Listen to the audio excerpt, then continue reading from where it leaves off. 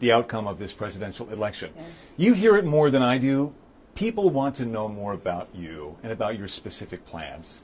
At the debate the other night, you talked about creating an opportunity economy. Mm-hmm. I wonder if we can drill down on that a little bit. When we talk about bringing down prices and making life more affordable for people, what are one or two specific things you have in mind for that?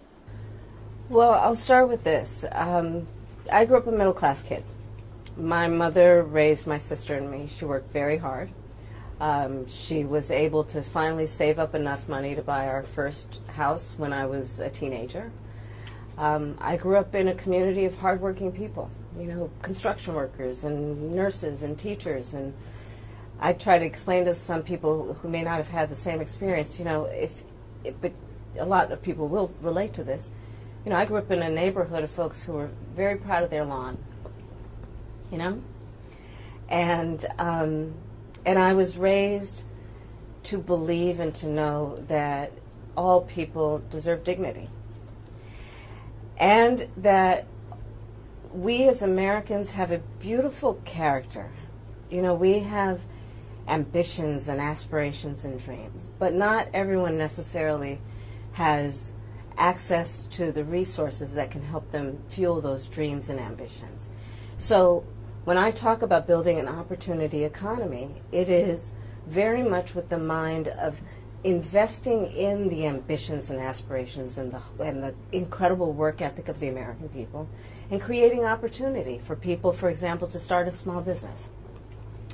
My mother, you know, worked long hours, and our neighbor helped raise us. We used to call her, I still call her, our second mother. She was a small business owner. I love our small business owners. I learned who they are from my childhood, and she was a community leader. She hired locally. She mentored. Our small businesses are so much a part of the fabric of our communities, not to mention, really, I think, the backbone of America's economy. So my opportunity economy plan includes giving startups a $50,000 tax deduction to start their small business. It used to be $5,000. Nobody can start a small business with $5,000. But investing in people's innovative ideas and giving them the ability to go for it. Opportunity economy means, look, we don't have enough housing in America. We have a housing supply shortage. And what that means, in particular for so many younger Americans, the American dream is elusive. It's just actually not attainable.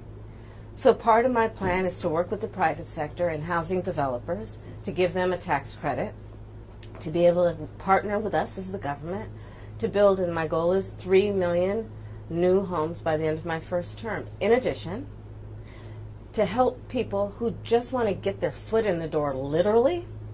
And so giving first-time home buyers a $25,000 down payment assistance to be able to just get in the door, and then they will do the work that they need to do to save and to pay that mortgage and to build wealth for themselves and their family.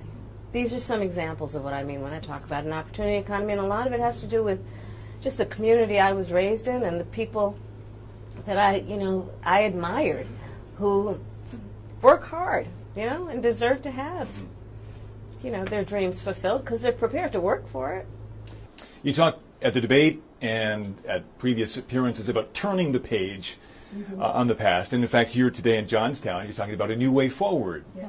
I think some people have a question, given maybe your current role as Vice President of the United States, how different you are from Joe Biden. And so I wonder if there are one or two spots, policy areas or approaches where you would say, I'm a different person.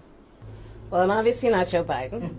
And, you know, I offer a new generation of leadership. And so, for example, thinking about developing and creating an opportunity economy where it's about investing in areas that really need a lot of work, and maybe focusing on, again, the aspirations and the dreams, but also just recognizing that at this moment in time, some of the stuff we could take for granted years ago, we can't take for granted anymore.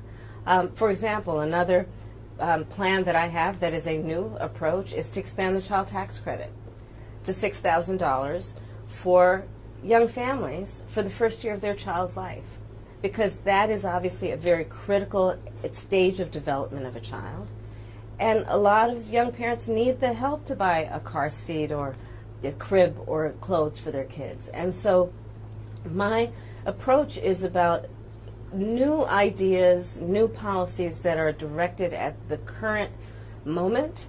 And also, to be very honest with you, my focus is very much in what we need to do over the next 10, 20 years to catch up to the 21st century around, again, capacity, but also challenges. Crime and public safety are two major issues right at the forefront of voters' minds, in Philadelphia as well, where crime is a significant issue. When we talk about crime, the conversation turns to gun safety as well. And I think you actually probably caught a lot of people off guard, maybe a bit by surprise in the debate the other night when you mentioned that you are a gun owner. I know you said it in 2019 as well. I want to talk about your values on this issue. When it comes to gun ownership, where do you draw the line in America on gun ownership and gun use? Well, like you said, Brian, I am a gun owner, and Tim Walz, my running mate, is also a gun owner. We're not taking anybody's guns away. I support the Second Amendment, and I support reasonable gun safety laws. Part of my approach to this is I was a career prosecutor for most of my career. I have personally prosecuted homicide cases. I have personally looked at autopsies. I have personally seen what assault weapons do to the human body.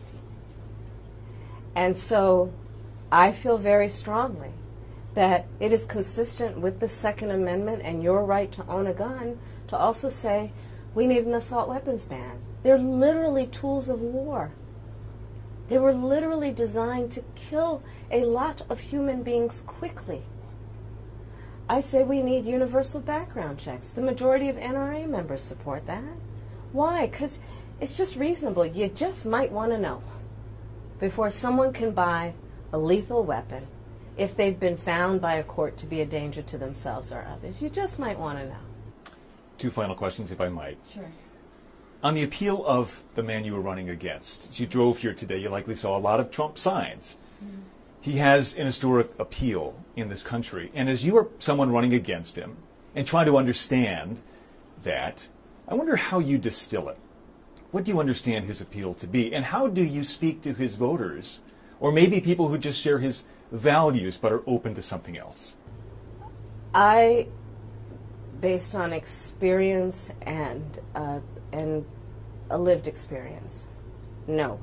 In my heart, I know, in my soul, I know that the vast majority of us as Americans have so much more in common than what separates us. And I also believe that I am accurate in knowing that most Americans want a leader who brings us together as Americans and not someone who professes to be a leader who is trying to have us point our fingers at each other. I think people are exhausted with that approach, to be honest with you. I think people want a leader who has common sense and tries to find common ground.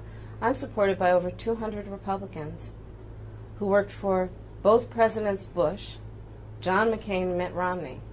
I'm supported by the former Vice President Dick Cheney, former Congress member Liz Cheney. And I think people are more willing now, in light of the hate and division that we see coming out of Donald Trump, to say, hey, let's put country first. And I think that just makes us stronger and more healthy as a country. To say, look, we can all debate our differences around, various policies, but let's stop with the division. Like, enough of that. Let's bring everybody together.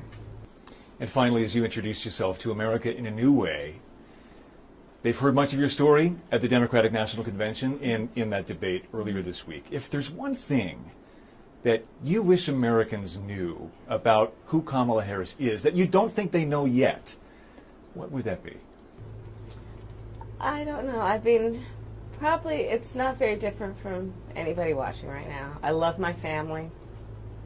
One of my favorite things that I lately have not been able to do is Sunday family dinner. I love to cook. I have incredible friends. My best friend from kindergarten is still my best friend. I think that, I mean, I have a career that really, and I said it the other day, you know, as a career prosecutor, I never asked a victim of crime, were they a Republican or a Democrat. The only thing I ever asked them is, are you okay?